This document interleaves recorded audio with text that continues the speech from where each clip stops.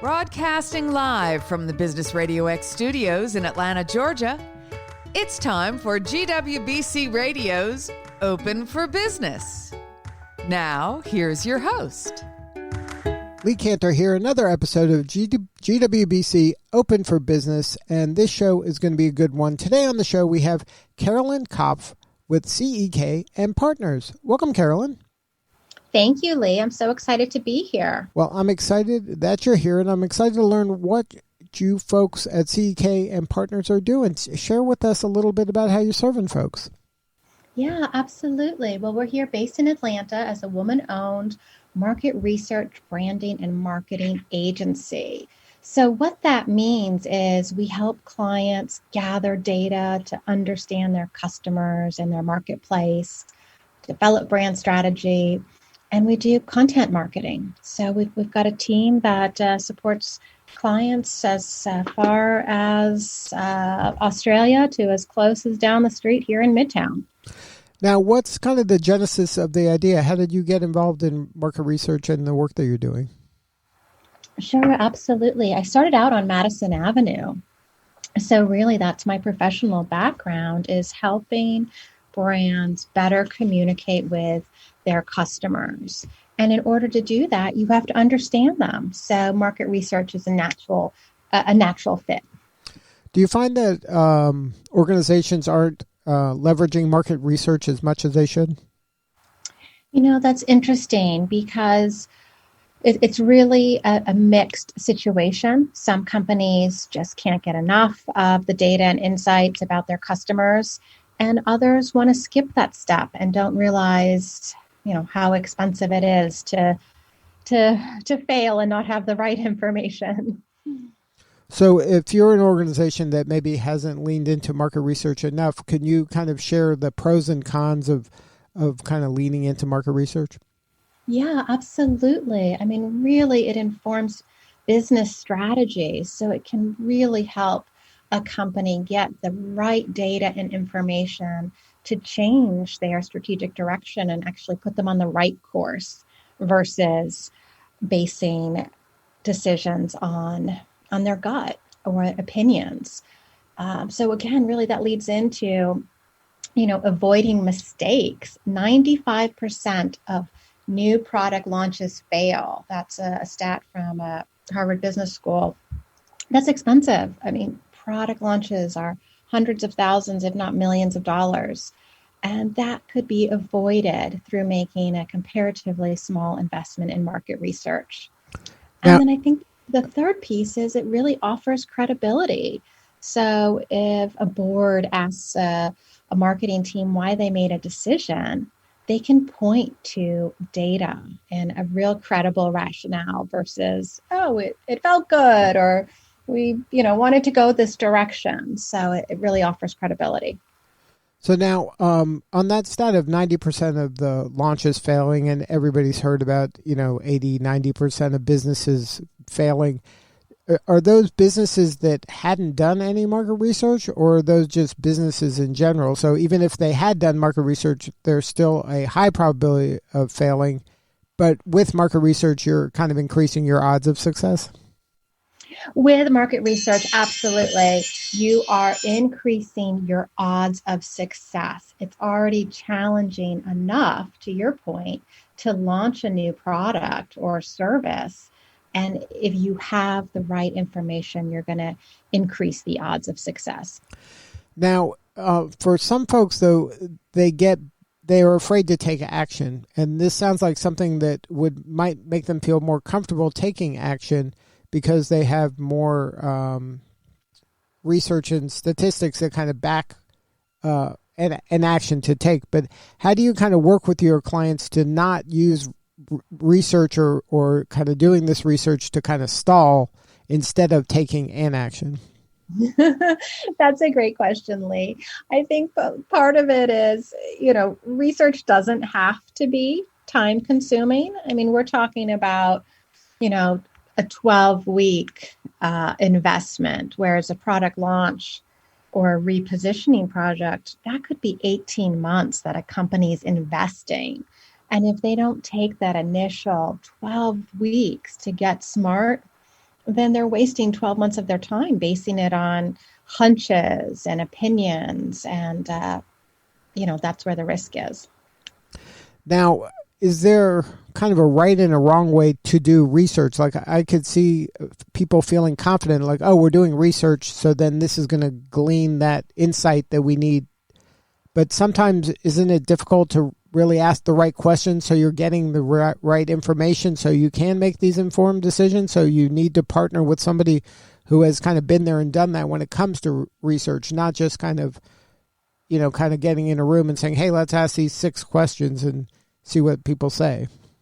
That's a really great reminder for our listeners, is that certainly asking the right questions matters. The questions you ask are the answers you're going to get. So if you're not asking the right questions, you're not getting the right answers. So certainly we always counsel our clients to definitely identify, what do you want to accomplish with your business objectives? And what do you need to learn from research to close your knowledge gap? And then from there, there's other areas and pitfalls that, those who don't have research expertise need to avoid. Everything from who participates in the research. Do you have the right people involved to answer those questions? Or do those people know who your brand, who's sponsoring the research? Does that matter? Because if they're a customer, they know that you're sponsoring the research, they may just agree with everything you're saying because, they want to be polite or respectful. But when you bring in a third party, you can have the research be blind, or you provide an objective conversation because the participants aren't trying to please either the moderator or who the survey is sponsored by. So there's all sorts of areas to fall down outside of asking the right questions. Now, even using the phrase market research, is that something that has changed over time? Like I remember there was a period of time like when focus groups and people would come in person in a room and there would be a moderator and they'd ask questions and the group dynamic would come into play, and that would be a way to glean research. And then now you hear so much stuff about polling where people are calling, nobody's on the phone anymore, so that's not really getting the right people, to ask any of the questions. And to your point, they could be just saying yes just to get me off the phone so I can be done. How has kind of, research changed over the years, and where are we at today in this regard? Well, certainly. I'll tell you where we are today, because those are the techniques that are going to matter to our listeners. Really what we're seeing, we're still, unfortunately, navigating, wearing masks depending on the market you're in and these different situations. So the role of digital and virtual techniques has really advanced in the past, 5 years. We have techniques where, of course, online surveys, right? You can be anywhere, any time of day and complete an online survey, whether you're on your computer or you're on your mobile phone. So those are fantastic and a tried and true technique. Of course, focus groups that you've mentioned are still a fantastic way to gather information and to complement an online survey. And we've got great ways to do that virtually. The platforms that are available, whether it's Zoom or proprietary one, to bring people together online for focus groups has really taken off in the past 2 years, as you can imagine. But of course, there's other techniques when you think about social media and how we all may use these different platforms. Market research has started to come up with some proprietary tools that look and feel similar to social media, and they're called bulletin boards. They're virtual bulletin boards. So again, people can go in, they can interact with one of our moderators, they can interact with other like-minded participants invited into the research study. So there's some really great tools out there now that are heavily digital and virtual. Now, you mentioned that some of the services you provide include rebranding. Are there kind of some signals for a company to pay attention to when it comes to rebranding? Like, just because I'm bored of my brand doesn't mean like my customer's bored of my brand. Can you kind of inform our listeners about that? Like, when is kind of the time to rebrand or consider rebranding? I'm glad you brought that up, because obviously research is a critical component to a rebrand. But like you said, how do you know if you need to rebrand? If you answer no to some of these following questions, you probably need to rebrand. Do you know your customers' current attitudes and behaviors towards your brand and the category of solutions you offer? Another question would be, can you clearly articulate how your brand is special, better, and different from your competitors? If you answer no, you probably need to rebrand, to work on that. And then a third question I'll share is, do you have a brand story and messaging that effectively connects and engages with your buyers and your prospective buyers? If not, you probably need to rebrand so that you can create that. So if I answered in a way that it said, you know what, maybe I should be considering rebranding, is this something that is super hard, or is it something that it takes like a year? Or is it like, what is a rebrand, kind of the steps to a rebrand? Yeah, I think that's a really important question. And there's often so many interpretations of a rebrand. So when we think about a rebrand, we think of it as a complete overhaul. Think about gutting your house and working with an architect on designing new plans and room layouts. That would be a rebrand. Whereas a brand refresh, you'll leverage existing brand assets, the colors, the logo. And that would be more similar to updating your kitchen. You're replacing some, countertop tile, backsplash, changing the cabinet colors. So that would be a brand refresh. If our listeners really need to undertake a true rebrand, they would start with discovery, getting smart, getting the information they need about understanding the perceptions of their brand, understanding their competitors, and understanding their customers.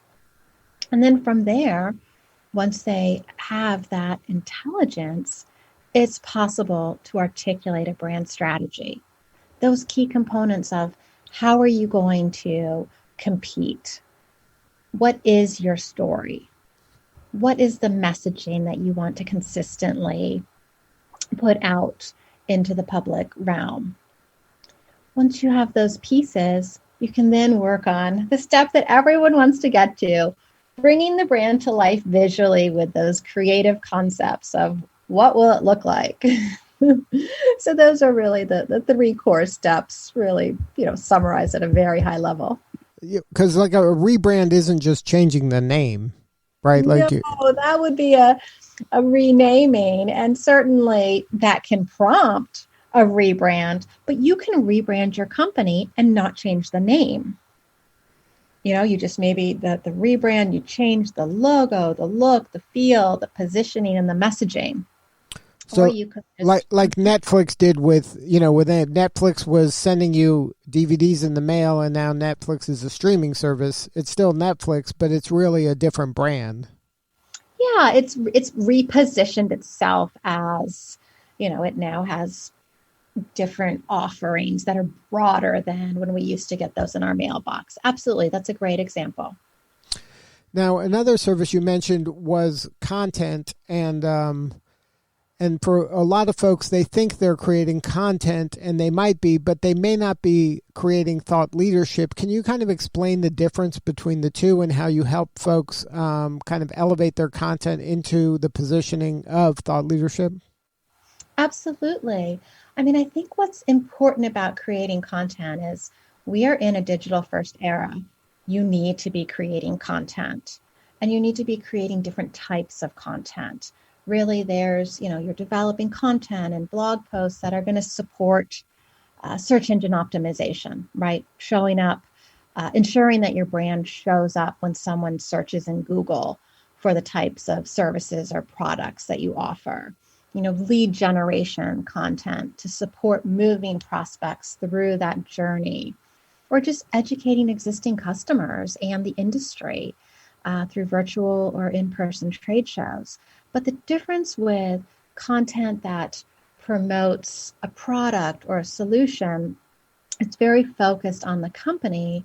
Whereas when you develop content to establish thought leadership, you may not be referencing directly your own solutions or products, but you're purely forward-thinking and thought-provoking to show that you're looking ahead, whether it's a couple years out, you're focusing on trends and the future landscape. But why should you do this? It's important to really reinforce that your company's a leader and not just pushing products and solutions, but they're really looking ahead and understand the industry and category. Now, when you're working with your clients in this regard, are the people that are doing this kind of thought leadership content creation, are they only the leaders, or is this something that can permeate the entire organization? Oh, absolutely. This is something that should be for the organization. The leaders, it's really about positioning the organization. Some organizations may have leadership attribute their name to the content, but it's not necessary in order to reinforce a company's position of leadership in their industry. I would think this is an interesting way for organizations to really keep their employees. By positioning them as thought leaders, they're establishing them as kind of the go-to folks for that area of expertise, which could help keep that employee around the organization longer because they're helping them become the best them they can be.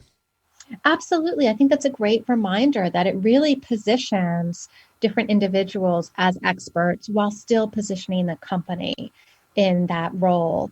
The other piece is it's not just for supporting, certainly it supports lead generation and business development, but it also validates existing customers and why they're working with a company of, I'm working with them. They know what they're talking about. They're the experts.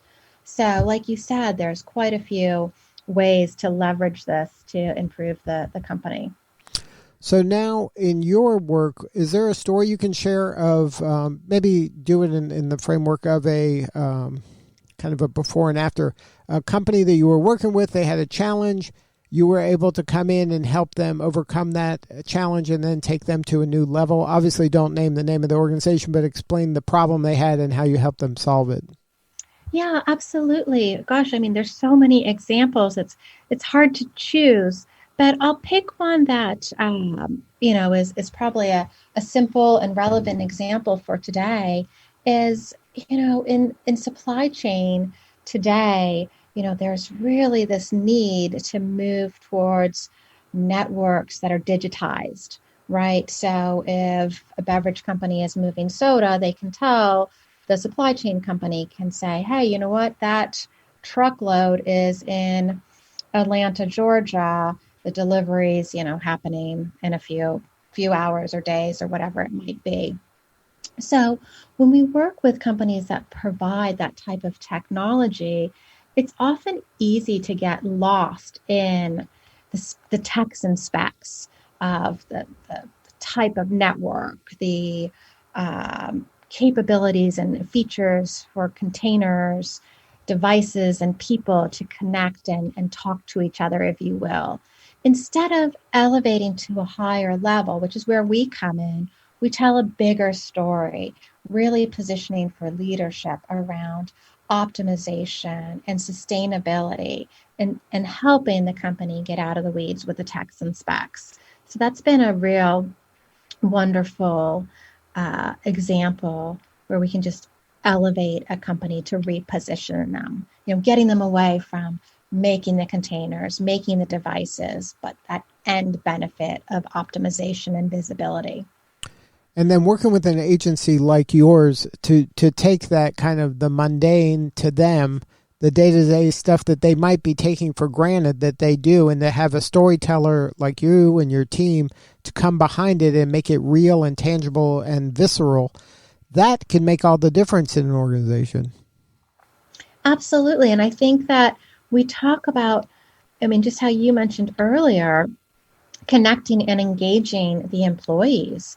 When they have a bigger story of why they're at the company and what the company is accomplishing, it increases productivity, engagement, satisfaction, as well as clarifies for customers and prospective customers the offering and why organizations should be working with them. And it goes full circle back to the research where the when you have clarity of information and knowledge, then you're able to make better decisions. I think that's a great way to bring it back to the research. Absolutely. It all starts with getting the information, getting that intelligence to provide the clarity. Now, what was kind of the impetus for you and your team to get involved with GWBC? Why was it important for you to join their community? Absolutely. Well, we are a woman-owned business, and we have been for, 12 or 13 years. We just recently completed the exhaustive audit to be properly certified because we're seeing more and more, Fortune 1000 companies want to work with diverse suppliers. And so really being part of this community has helped us navigate those conversations and how we can support companies with meeting their objectives while also growing our business and getting our team projects that they're excited to work on. Well, Carolyn, congratulations on all the success. If there is a prospect out there or somebody who wants to learn more about your agency or your team or you, is there a website they can go to? Yes, our website is C as in cat, E as in Edward, K as in kite, and that's partners.com. So it's CEK partners.com. Well, Carolyn, thank you so much for sharing your story today. You're doing important work and we appreciate you. Thank you so much, Lee. I've enjoyed this. All right, this is Lee Cantor. We will see you all next time on GWBC Radio.